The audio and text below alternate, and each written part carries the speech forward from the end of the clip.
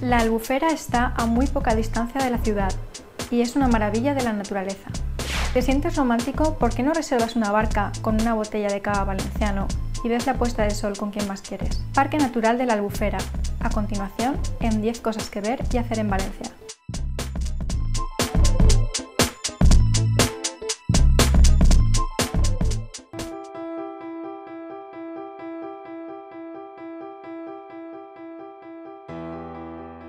Hola, buenas tardes. En primer lugar me presento, me llamo Robert.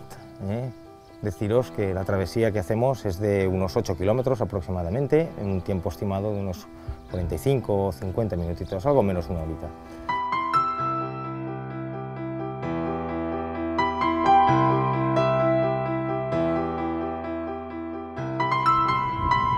Fijaros aquí a la derecha y vemos unas cuantas nasas, o mornells, que es como les llamamos aquí. Son las redes que utilizamos los pescadores locales para la captura de la anguila.